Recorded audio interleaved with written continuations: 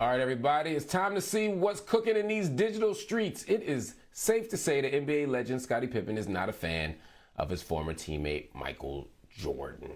GQ magazine released an exclusive excerpt from Pippen's memoir where he calls out Jordan for making the sports documentary The Last Dance all about him.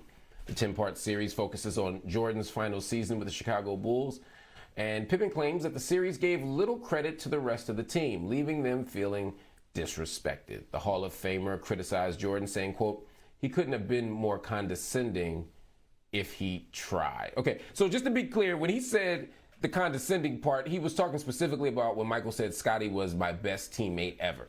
Scottie Pippen has always felt like he didn't get enough credit for being on that Chicago Bulls team as a difference maker. Scottie Pippen feels slighted. He feels like everybody makes it about Michael Jordan. Michael.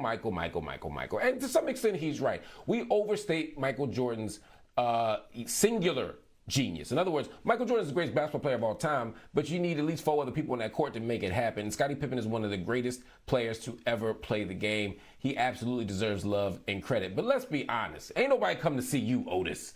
Nobody turned on The Last Dance to watch the Cliff Levingston story. You know what I'm saying? No one cared what Judd Bushler was up to in 2020. Everybody who watched this thing watched it because they wanted to know about Michael Jordan. Michael directed it. Michael produced it. I ain't mad at it. And to me, the documentary actually didn't do a bad job. Also, Scottie Pippen has a history of whenever he's about to sell something, he's outraged. He called Phil Jackson racist for letting Tony Kukoc, who's a better shooter, take the last shot in a playoff game. It's like there's a way that Scottie Pippen's outrage can't be trusted. He gets hopped up on that yak. He starts drinking that liquor that he makes himself, that he sells, and next thing you know, he's telling tales out of school. So you know what?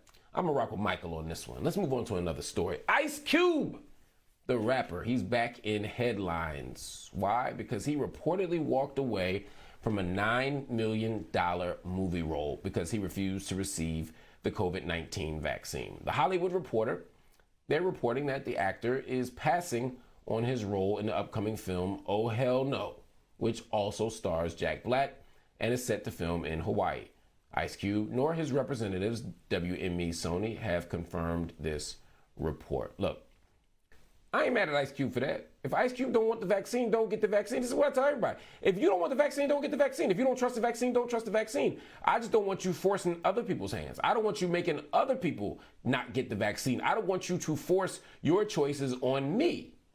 You have a right to say, I'm not going to do this movie. I'm going to leave this $9 million on the table. Now, Ice Cube got plenty of money. He don't need that $9 million. He's standing on his principles, his beliefs, and his own decisions about his health. I'm cool with that. I'd be mad if Cube will go into the movie set saying, I am going to do this movie, and all of y'all got to sit next to my unvaccinated self. That would be different. That would be unfair.